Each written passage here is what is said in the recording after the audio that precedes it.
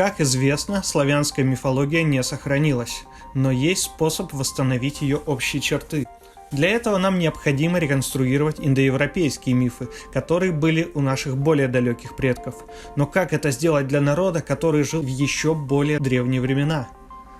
Наш метод следующий. Мы анализируем параллельные мифы, то есть мифы с похожим сюжетом, которые есть сразу в нескольких индоевропейских традициях. Сравниваем их мотивы и получаем примерное представление об изначальной версии мифа. И уже имея представление о структуре сюжета и архетипах персонажей, можно подключать славянский фольклор и этнографию. Таких мифов нами найдено более 15, а первый миф, который мы разберем, рассказывает о похищении орлом божественного напитка. Этот параллельный миф сохранился в 4 традициях – скандинавской, индийской, осетинской и греческой. Если южные сюжеты еще можно было бы обвинить в заимствовании мифа друг у друга, то германский вариант, записанный на севере у скандинавских народов, дает основание полагать, что миф существовал до разделения индоевропейской общности. Для более четкого понимания сути мифа кратко перескажем все 4 варианта. Выделим последовательность действий персонажей и структуру сюжета. Скандинавский вариант известен по младшей Эдде, записанной Снорри Стурлсоном в 13 веке в Исландии. Все началось с того, что боги враждовали с народом, что зовется ваннами, но потом они назначили встречу для заключения мира, и в знак мира те и другие подошли к чаше и плюнули в нее. А при расставании боги, чтобы не пропал в туне тот знак мира, сотворили из него человека. Он зовется Квасир. Он так мудр, что нет вопроса, на который он не мог бы ответить. Опустим некоторые подробности сюжета, так как нас интересует сама добыча орлом напитка. Квасира убивают, его кровь смешивают с медом, наливают в 2 чаши, что зовутся Сон и Боден, и котел, что зовется Одрёрир. Медом завладевает великан Сутунг. Он прячет напиток внутри горы Хнитбjörg, а охраняет мед его дочь Гюнлёд. Через проделанное в горе буравом отверстие Один, приняв облик змеи, проникает внутрь. Там он соблазняет охраняющую напиток великаншу и проводит с ней 3 ночи, получая взамен 3 глотка меда. Один 3 глотками опустошает все 3 сосуда и, превратившись в орла, летит в Асгард. Великан Сутунг также принимает форму орла и устремляется в погоню. Всеотец успевает долететь до жилища богов и выплюнуть мед в специально подготовленную асами чашу. Теперь это напиток богов и поэтов. Но часть меда Один, будучи в образе орла, выпустил через задний проход в сторону догоняющего Сутунга. И этот мед – доля рифмоплетов. Какой сюжет мы здесь наблюдаем? Верховный бог асов Один превращается в орла, похищает медовый напиток, находившийся в недрах высокой горы, уходит от погони и приносит его в жилище богов Асгард. Какие роли исполняют персонажи? Один – похититель напитка, Сутунг – владелец напитка, Квасир – олицетворение напитка. Какие можно выделить ключевые понятия? Верховный бог, орел, напиток, гора, сосуды для напитка, похищение, владелец напитка. Стоит пояснить, какую роль мед играл в скандинавской мифологии. Мед являлся священным божественным напитком, который даровал мудрость и поэтическое вдохновение. Его употребляли не только на пирах, но и во время религиозных обрядов. Теперь, когда мы определили структуру сюжета и роли персонажей, перейдем к следующему варианту мифа и посмотрим, действительно ли они являются параллельными мифами, или может быть это обычное совпадение. Индийский вариант известен по гимнам Ригведы и поздним сказаниям о Гаруде. Но так как нас интересует именно древний вариант сюжета, сказания о Гаруде мы рассмотрим отдельно. Единого записанного текста мифа не существует, но десятки упоминаний в различных гимнах позволяют восстановить сюжет. Татьяна Яковлевна Елизаренкова описывает данный сюжет следующим образом. Сома рос на высшем небе, на горе, откуда его похитил орел, Сому стерегли. Прорвавшись, орел камнем упал вниз. В него стрелял из лука стрелок Кришану, но выбил у него только одно перо. Орел благополучно доставил Индре Сому и ману приготовил для Индры Первое – жертвоприношение. В индийском мифе мы видим ту же последовательность сюжета, но в данном случае глава индийского пантеона Индра не сам превращается в орла, а посылает птицу добыть напиток. Сома в данном случае – это олицетворение ритуального индийского напитка, а позже и бог Луны. Сома растет на вершине горы в виде стебля растения, и в таком виде орел доставляет его на небо к Индре. Мчась со скоростью мысли, он прорывался сквозь железную крепость. Попав на небо, орел принес Сому громовержцу. Ману первый человек выжимает из Сомы сок, приготавливая напиток для жертвоприношения. Стоит отметить, что Сома не является медовым напитком, а возможно имел в составе эфедру, но в гимнах он все же сравнивается с медом. Ты вдохновенный, ты поэт, мед, рожденный из растения. В опьянениях ты даешь все. Так же, как и скандинавский мед, сома употребляется во время религиозных ритуалов. В гимнах упоминается название горы Муджават, на которой растет сома, а также кубки и кувшины для напитка. Лучник Кришану, пытавшийся задержать орла, еще несколько раз упоминается в Ригведе, но что-то конкретное об этом персонаже сказать трудно. В иранской Авесте встречается упоминание персонажей, этимологически связанных с Сомой и Кришану, но интересующего нас мотива там не сохранилось. Стоит отметить, что в иранской традиции существует функциональный аналог индийского сомы – напиток хаома, который также растет на вершине горы. В иранском мифе сохранились только отголоски интересующего нас сюжета. Хаома с горы приносят некие птицы, но так как это только краткие упоминания, мы не стали добавлять его к сравнению с более полноценными вариантами. Итак, в индийском варианте мы видим аналогичный скандинавскому мифу сюжет, за исключением того, что Индра не сам превращается в орла, а посылает птицу за Сомой. Так как Индра и орел – это разные персонажи, распределение ролей выглядит следующим образом. Индра – инициатор похищения, орел – похититель, Кришану – владелец напитка, Сома – олицетворение напитка. Ключевые понятия совпадают со скандинавским вариантом. Верховный бог, орел, напиток, гора, сосуды для напитка, похищение, владелец напитка. Так как у персов сохранились только отголоски этого мифа, мы обратимся к другим иранцам, которые не были подвержены влиянию зороастризма, а значит сохранили архаический вариант мифа. Осетинский вариант известен по сказанию Уастырджи и Нарт Маргуц Безносый из нартского эпоса «Осетин», записанного в 19-20 веках, но сохранившего множество индоевропейских сюжетов.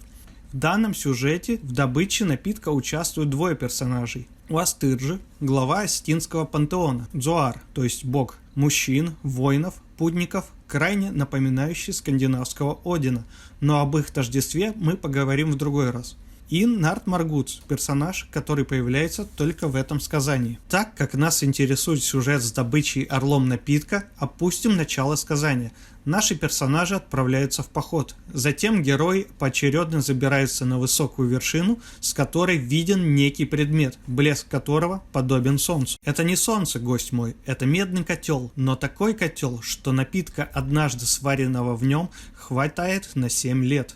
И потом каждый день, сколько ни пей, а котел делается все полнее и полнее.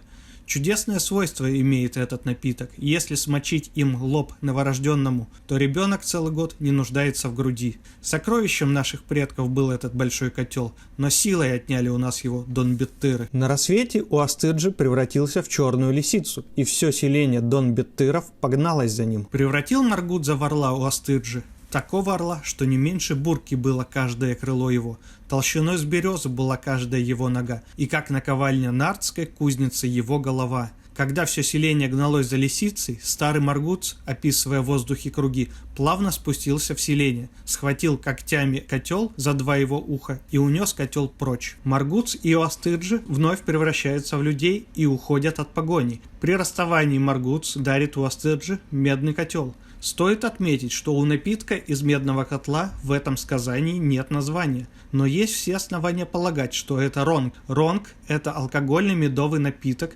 который играет в осетинском эпосе ту же роль, что и мед в Веддах. Вот так описывается подношение богу в нартском эпосе. 3 сладких пирога с медом испекла тут жена. Налила она полный кувшин ронга на 7-й ярус дома, быстро поднялась и взмолилась Богу: «О Боже, не оставь нас без потомства». В этом мифе, так же как и в предыдущих, сохраняется та же последовательность действий персонажей. Интересным элементом является то, что Уастырджи не сам превращается в орла, как в скандинавском варианте, а трансформирует своего напарника, при этом также участвуя в похищении. В отличие от индийского варианта, где Индра ждал орла на небе. Племя Донбетыров – это подводный народ, с которыми нарты состоят в родстве, но в этом сказании являются противниками. Роли распределены в этом варианте следующим образом. Уастырджи – инициатор похищения, Маргуц – орел, похититель, племя Донбетыров – владелец котла. Ключевые понятия совпадают со скандинавским и индийским вариантами. Верховный бог, орел, напиток, гора, сосуды для напитка, похищение, владелец напитка. Греческий сюжет на первый взгляд не связан с добычей напитка, но если вникнуть в детали, сходство с предыдущими мифами обретают ясные очертания.